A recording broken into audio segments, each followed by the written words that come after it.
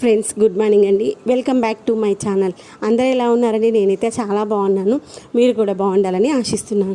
ఈరోజైతే నేను dragon fruit మొక్కకి ఎలాంటి జాగ్రత్తలు తీసుకోవాలి, దానికి ఎలాంటి టెంపరేచర్ కావాలి, ఎలాంటి పోషకాలు ఇవ్వాలి, ఎలాంటి ఫర్టిలైజర్స్ ఇవ్వాలి, దానికి వచ్చేటువంటి డిసీజెస్ ఏంటి అనేటువంటిది ఈరోజు వీడియోలో చెప్దాం అనుకుంటున్నాను.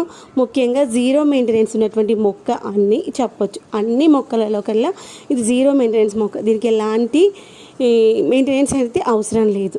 అయితే ముందుగా అయితే మనం మిద్దె తోటను చూసేద్దాం. చూసే ముందు ఒక చిన్న రిక్వెస్ట్ అండి. చాలామంది నా వీడియోలు చూస్తున్నారు కానీ లైక్ చేయడం కానీ సబ్స్క్రైబ్ చేయడం కానీ చేస్తలేరండి. ప్లీజ్ సబ్స్క్రైబ్ చేసుకుంటే పోయేది ఏముంది చెప్పండి. ఇలా మంచి మంచి టిప్స్తో మీ ముందుకు వస్తాను, అంతే. అయితే ఈ యొక్క డ్రాగన్ ఫ్రూట్ మొక్కను మనం పెట్టుకున్న తర్వాత ముఖ్యంగా చేసుకునేది ఏంటంటే, దాన్ని మనము మొక్క కుండి పెట్టేటప్పుడు అయితే ఎండ మంచిగా తగిలే ప్లేస్ చూసుకొని పెట్టుకోవాలి. కొన్ని మొక్కలు ఉంటాయి, దానికి ఎండ ఎక్కువ కావాలనుకున్నప్పుడు ఎక్కువ వచ్చిన ప్లేస్లో, అవసరం లేదనుకున్నప్పుడు నీడలో పెట్టుకోవడానికి ఉంటుంది. కానీ ఈ యొక్క మొక్క ఒకసారి పెట్టినాము అంటే ఫిక్స్ అనమాట. ఇంకా అటు ఇటు షిఫ్ట్ చేయడానికి ఆప్షన్ లేదు. కాబట్టి మొక్క పెట్టుకునేటప్పుడే తీసుకోవాల్సిన కుండీ సైజ్ని డిసైడ్ చేసుకోవాలి. ఎక్కడ పెట్టుకోవాలనుకుంటున్నాము అనేటువంటి ప్లేస్ డిసైడ్ చేసుకోవాలి. దానికి స్టాండ్ కావాలంటే స్టాండ్ ఏంటో మొక్క పెట్టుకోగానే అరేంజ్ చేసుకోవాలి. లేదా స్టాండ్ లేదు, పెట్టుకోవడానికి మనకి సపోర్ట్ లేదు అనుకున్నప్పుడు ఒక 4 కర్రలు బాతుకొని ఆ కర్రల సపోర్ట్తో అయినా కానీ మొక్కనైతే చేసుకోవాలన్నమాట.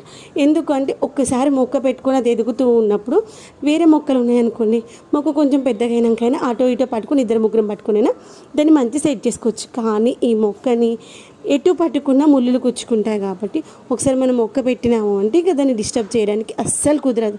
కాబట్టి మొక్క ఎక్కడ పెట్టుకోవాలనుకున్నా ముందే డిసైడ్ చేసుకొని ఆ ప్లేస్లో పెట్టుకోవాలి. అయితే ముఖ్యంగా ఈ యొక్క మొక్క పెట్టుకోవడానికి ఏంటంటే ప్లేస్ చూసుకోవాల్సింది. కుండీ సైజ్ అయితే పెద్ద సైజే తీసుకోవాలి. చిన్న సైజ్ తీసుకుని తర్వాత మార్చుకోవడానికి లేదు. హైట్ ఎక్కువ అవసరం లేదు, డీప్గా ఉండాల్సిన అవసరం అంతగా ఏం లేదనమాట. విడ్త్ ఎక్కువగా ఉండాలి. అలానే హైట్ తక్కువని కాదు. ఇప్పుడు మనకి 100 రూపీస్ టబ్స్ వస్తాయి కదా, అంత అయితే సరిపోతుంది.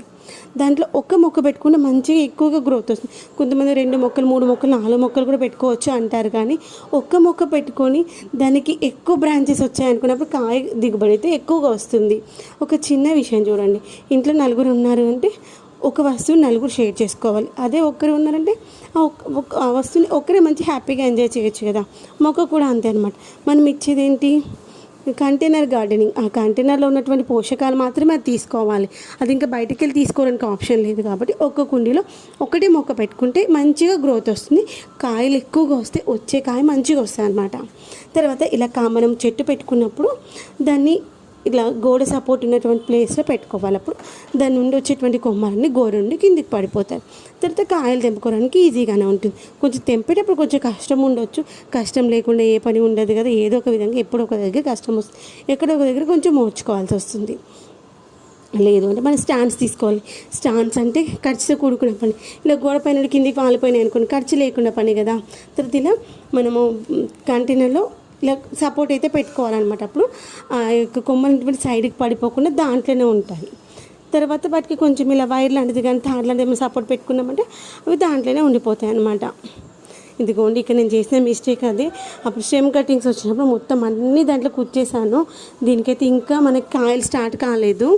అదే మనము ఇప్పుడు ఫస్ట్ చూపించే చూడండి, వాటికేమో ఒకటే పెట్టాను అనమాట. కాబట్టి సైడ్ స్టెమ్సే వచ్చాయి, పక్కన ఏం మొక్కలు లేవు కదా. కాబట్టి దానికి కాయలు మంచిగా వస్తున్నాయి అనమాట. తర్వాత ఆ యొక్క స్టెమ్స్ కటింగ్స్ని తీసుకొచ్చి ఇలా పక్కన కుండీలలో కూడా పెట్టేసుకున్నాను. తర్వాత అర్థం ఏంటంటే ఒక్క కుండీలో ఒక మొక్క ఉంటే సరిపోతుంది. ఇంకా అప్పటి ఒక కుండీలో ఒక మొక్కను మాత్రమే పెట్టేసుకున్నాను ఈ విధంగా. తర్వాత దీనికి మనమైతే ఇంకొకటి తీసుకోవాల్సిన జాగ్రత్త ఏంటంటే, ఎండలు ఎక్కువగా ఉన్నప్పుడైతే వాటర్ కొంచెం చూసుకొని వేసుకోవాలి. వర్షాకాలంలోనైతే అసలు వాటర్ వేసుకోవాల్సిన అవసరమే లేదు. ఎందుకంటే ఇప్పుడు మనకి జూన్ జూలైలో ఇంకా వర్షాలు స్టార్ట్ అయిపోతాయి కదా. ఇంకా వర్షాలు స్టార్ట్ అయిపోయాక మొక్కకైతే మనం ఎలాంటి నీళ్ళు పోయాల్సిన అవసరం లేదు. ఆ వర్షం నీళ్ళే ఇంకా ఒక్కొక్కసారి ఎక్కువ అయిపోతాయి. ఇంకా వర్షాలు పడ్డప్పుడు ఇంకా తీసుకోవాల్సిన జాగ్రత్త ఏంటంటే, డ్రైన్ హోల్ ఫ్రీగా ఉందా లేదా, నీళ్ళు ఫ్రీగా పోతున్నాయా లేవా అనేది అయితే చూసుకోవాలి. నీళ్ళు ఒకవేళ పోలేవే అనుకో ఇక మొక్క చచ్చిపోయినట్టే. ఎందుకంటే ఇక మనకి జూలై నెలలో అయితే వర్షాలు రెగ్యులర్గా పడుతూ ఉంటాయి కదా, ఎండ తక్కువగా ఉంటుంది, వానలు ఎక్కువగా ఉంటాయి కాబట్టి నీళ్ళు నిల్చున్నాయా లేవనేది చూసుకుంటూ ఉండాలి. ఎండాకాలంలో అయితేనేమో మనకి మొక్క అయితే కొంచెం ఎల్లోయిష్ ఫామ్లోకి వచ్చేసి మొక్క పైన ఇలా తెల్లగా మచ్చలుగా వస్తాయి అనమాట, ఫంగస్ లాగా వస్తుంది. దానికి భయపడాల్సింది ఏమీ లేదు. మళ్ళీ వర్షాలు పడగానే మొక్క అయితే సెట్ అయిపోతుంది. ఎందుకంటే ఇప్పుడు మనకు మొన్న మే వరకు కూడా ఎండలు బాగా ఉన్నాయి కదా, అంత ఎక్కువ ఎండలు కూడా మొక్క తట్టుకోలేదన్నమాట. అలా బాగా ఎండలు కొట్టినప్పుడు అలా అవుతుంది. అప్పుడు మనం ఏం చేయాలంటే ఎండలు బాగా ఉన్నప్పుడు కొమ్మల పైన కూడా వాటర్ అనేటువంటి స్ప్రింకిల్ చేసుకోవాలి. ఏదైనా ఒక బాటిల్లో వాటర్ పోసుకొని హోల్స్ తీసుకుని దానికి స్ప్రే చేసుకున్నాం అనుకోండి, ఆ వాటర్ వేయడం వల్ల మొక్క కొంచెం చల్లగా అయిపోయి మొక్కకు వచ్చేటువంటి ఆ యొక్క ఫంగస్ అనేటువంటిది రాదనమాట. ఆ పెస్ట్ అనేటువంటిది రాదు, మొక్క అయితే అలా ఎల్ఐష్ ఫామ్లో కూడా రాదనమాట. చూసారా, నేను ఇలా ఒక్కొక్క కుండీలో ఒక్కొక్కటి పెట్టేసుకొని అలా బాటిల్ సపోర్ట్ పెట్టుకున్నాను.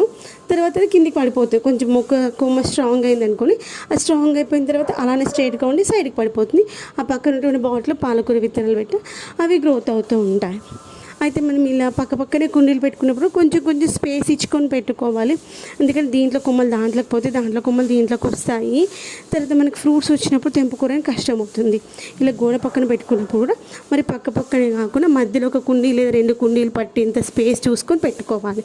ఎందుకంటే కాయలు తెంపుకోవడానికి రాదు కదా, మధ్యలో కొంచెం స్పేస్ ఉంది అనుకోండి, మధ్యలో కాస్త మనం వచ్చేసి కిందికి వంగి ఏదైనా ఒక కట్టె సహాయంతో తీసుకోవడానికి ఈజీగా ఉంటుంది అనమాట.